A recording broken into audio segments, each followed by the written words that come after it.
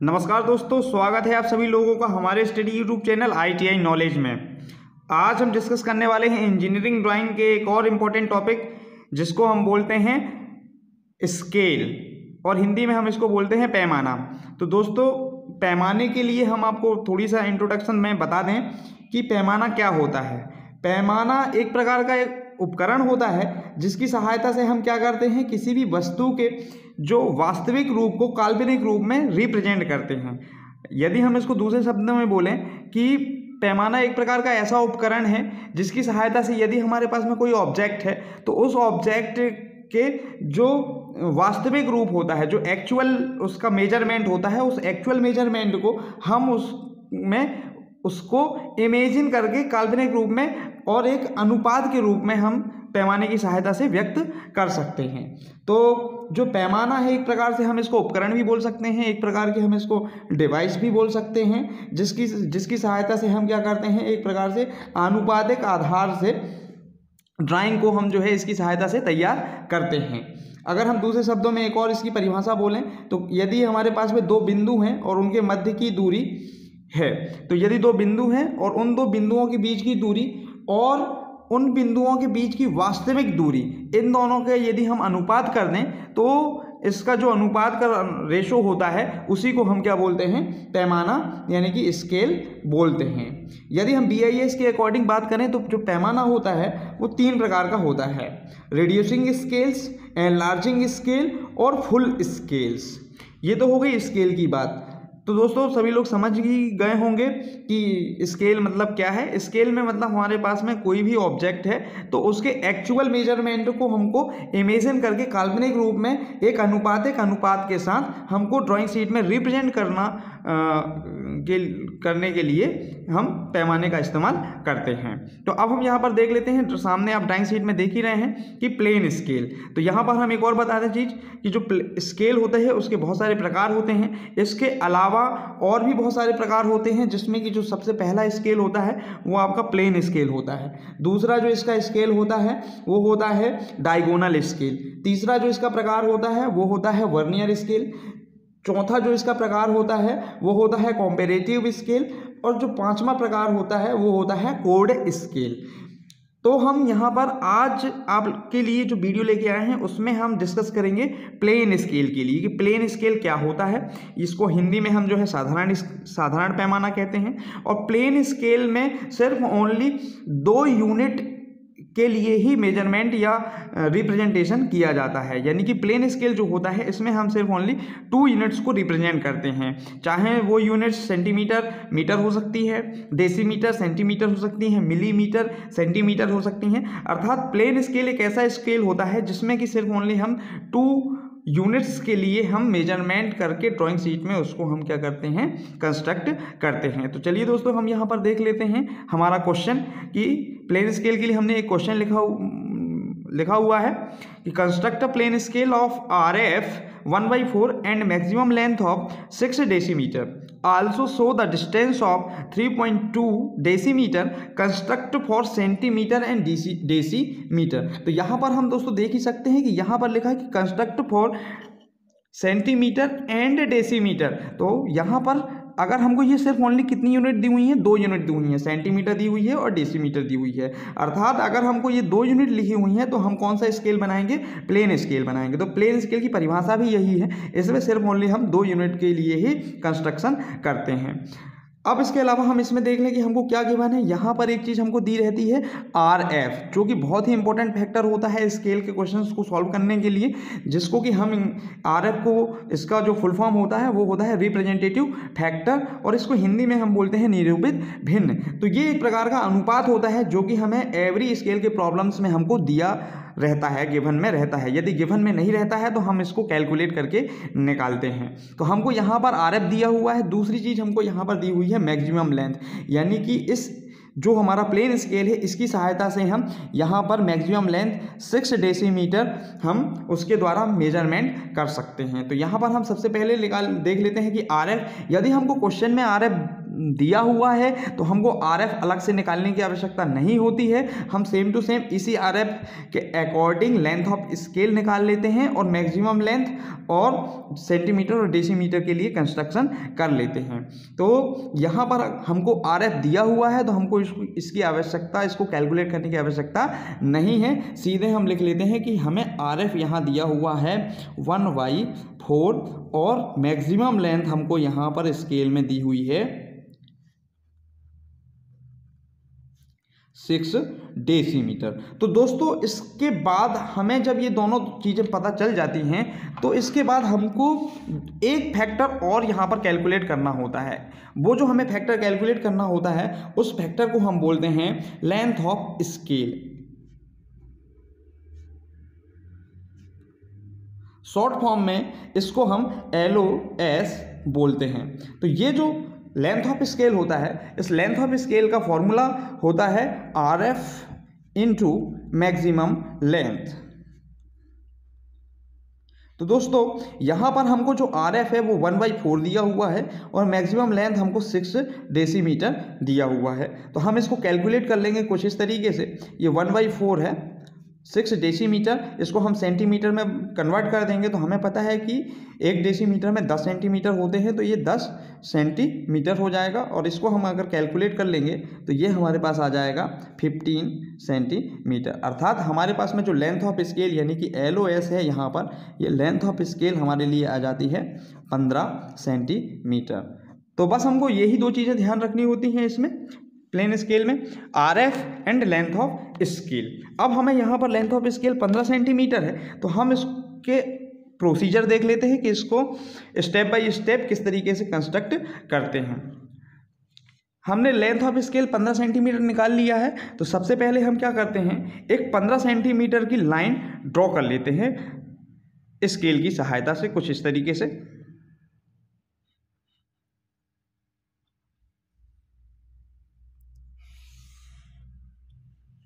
इसके बाद साथियों हमें इसका नाम दे देना है AB और हमें इसके इक्वल डिवीज़न करना है। इक्वल डिवीज़न करने का वीडियो हमने आप लोगों के लिए हमारे चैनल पे अपलोड कर दिया है। आप हमारे डिस्क्रिप्शन बॉक्स से देख सकते हैं वीडियो को और यहाँ पे भी हम आपको सिखा देते हैं। हमें इक्वल पार्ट्स करने के लिए क्या करना होता है, यहाँ से हमको एक इंक्लाइन लाइन ड्रॉ करनी होती है। अब यहाँ पर नेक्स्ट क्वेश्चन ये आता है, ये हमने इंक्लाइन लाइन इक्वल पार्ट्स करने के लिए बना ली है। अब यहाँ पर नेक्स्ट प्रश्न ये आता है कि हम इसको कितने इक्वल पार्ट्स में कन्वर्ट करेंगे या कितने इक्वल पार्ट्स में इसको हम बांटेंगे। तो यहाँ पर इक्वल पार्ट्स में कन्वर्ट करने के लिए हम देखते हैं इसकी मैक्सिमम लेंथ। यहाँ पर हमको मैक्सिमम लेंथ दी हुई है 6 डेसीमीटर। तो हमें कुछ नहीं करना है, जितना ही हमको मैक्सिमम लेंथ लिखी हुई रहती है उतने ही हम इसके इक्वल पार्ट कर देते हैं। जैसे कि 6 लिखा हुआ है तो ये तो हमारे लिए नॉर्मल है, हम 6 इक्वल पार्ट्स कर देंगे इसमें। और यदि यहाँ पर अगर 630 लिखा होता तो भी हम 6 ही करते। यदि हमारे पास में 500 किलोमीटर लिखा हुआ है मैक्सिमम लेंथ तो हम इक्वल पार्ट्स करेंगे 5। यानी कि मैक्सिमम लेंथ में जो डेटा लिखा रहता है उसके फर्स्ट डिजिट के अकॉर्डिंग जो भी होता है उतने ही हम इक्वल पार्ट्स हम कर देते हैं। तो यहाँ पर हमने ऐसे इंक्लाइन लाइन बना ली है। अब हम क्या करेंगे, इसमें 6 इक्वल पार्ट्स कर लेंगे। तो 6 हम A पॉइंट से यहाँ पर चाप काट लेंगे 6 कुछ इस तरीके से।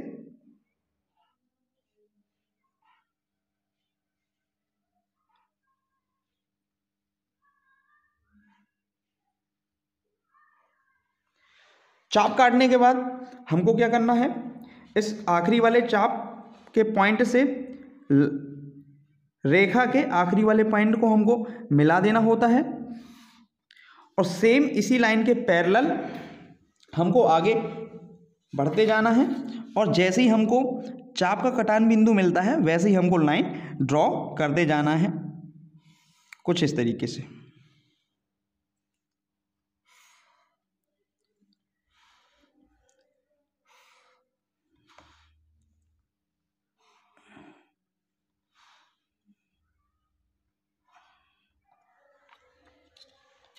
तो दोस्तों इस प्रकार से हमारे 6 इक्वल पार्ट्स हो जाते हैं। अब प्लेन स्केल में हमको ध्यान रखना है, चूंकि ये स्केल है तो हमको स्केल को कंस्ट्रक्ट करना होगा। तो हम क्या करते हैं, पॉइंट A से और पॉइंट B से 10 या 15 mm ऊपर वर्टिकल में लाइन ड्रॉ कर लेते हैं। यहाँ पर ध्यान रखना कि प्लेन स्केल के लिए हम हमेशा यहाँ से 10 या 15 mm लेते हैं, तो हम यहाँ पर 10 mm ले लेते हैं कुछ इस तरीके से।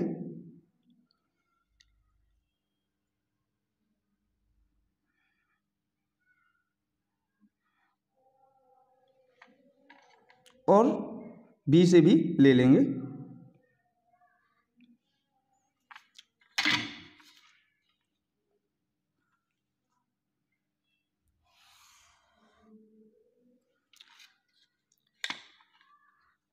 अब इन सभी पॉइंट से हम वर्टिकल लाइन ड्रॉ कर देंगे।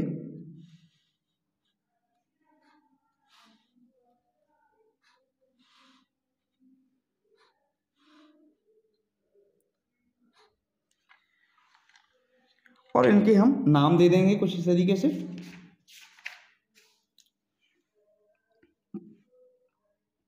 जीरो, 1,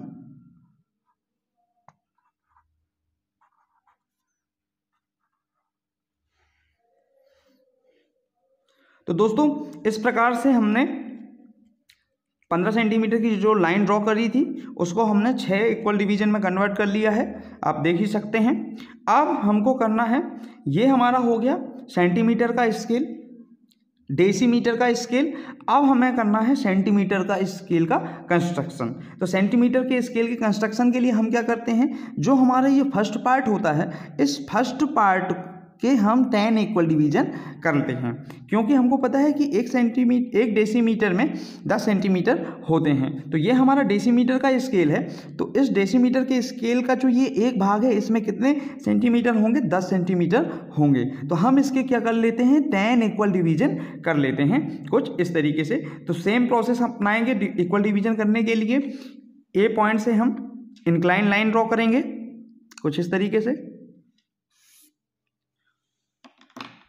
और यहाँ पर ए पॉइंट से हम 10 आर्क ड्रॉ कर देंगे।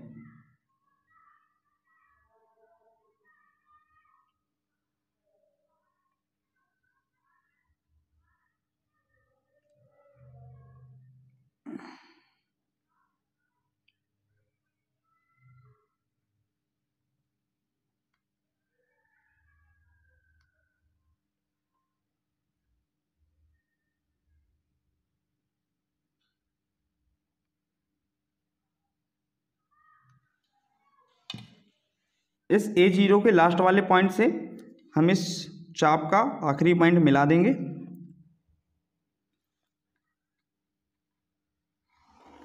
और इसी के पैरेलल आगे बढ़ते जाएंगे, और चाप जैसे ही मिलते जाएंगे हम लाइन इसके पैरेलल ड्रॉ करते जाएंगे कुछ इस तरीके से।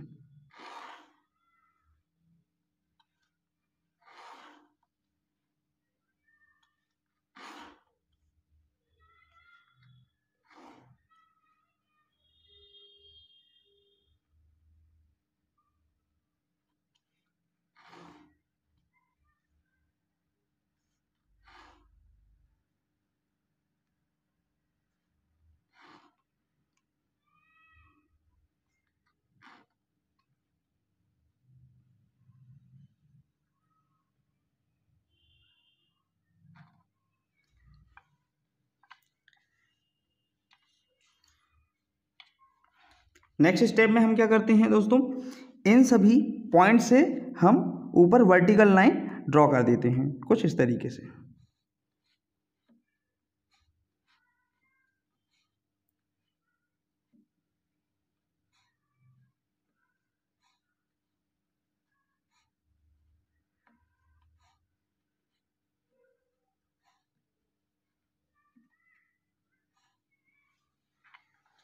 और इनका हम नाम देते हैं क्रमशः।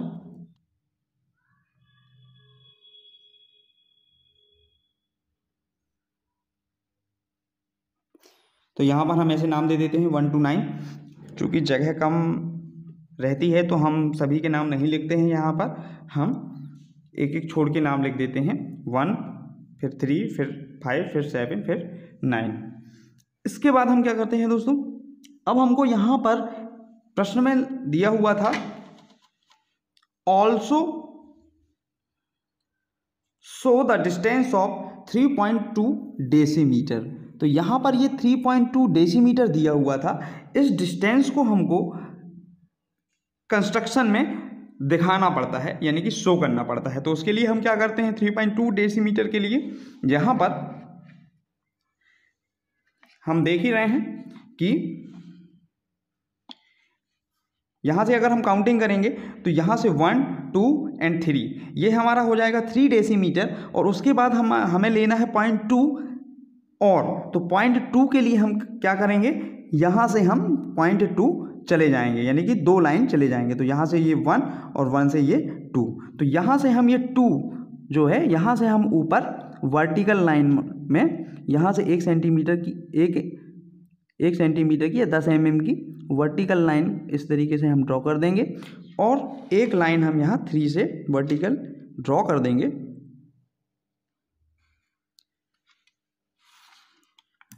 और डायमेंशन लाइन बना करके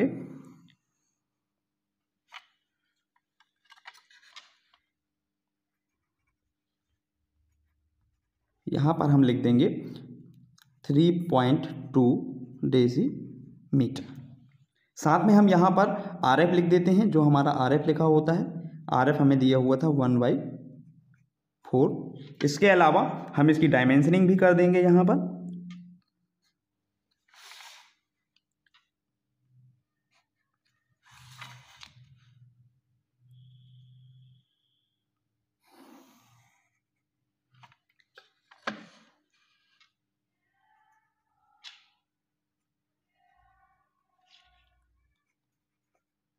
(15 सेंटीमीटर). साथ में हम यहाँ पर लिख देते हैं डेसीमीटर।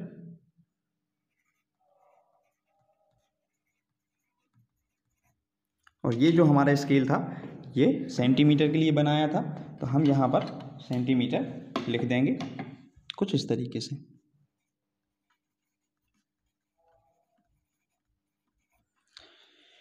तो दोस्तों, इस प्रकार से हम प्लेन स्केल की प्रॉब्लम को सॉल्व कर लेते हैं। यदि हमें कोई भी क्वेश्चंस आता है जिसमें कि RF हमको दिया हुआ है और मैक्सिमम लेंथ दी हुई है, और हमको उसमें जो भी डिस्टेंस शो करना रहेगा क्वेश्चन के अकॉर्डिंग, तो हम उसको शो कर देंगे।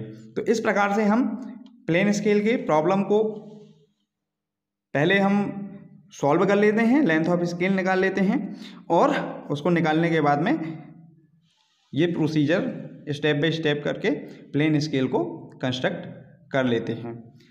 तो कैसा लगा आपको हमारा ये वीडियो? और वीडियो देखने के लिए बहुत बहुत धन्यवाद।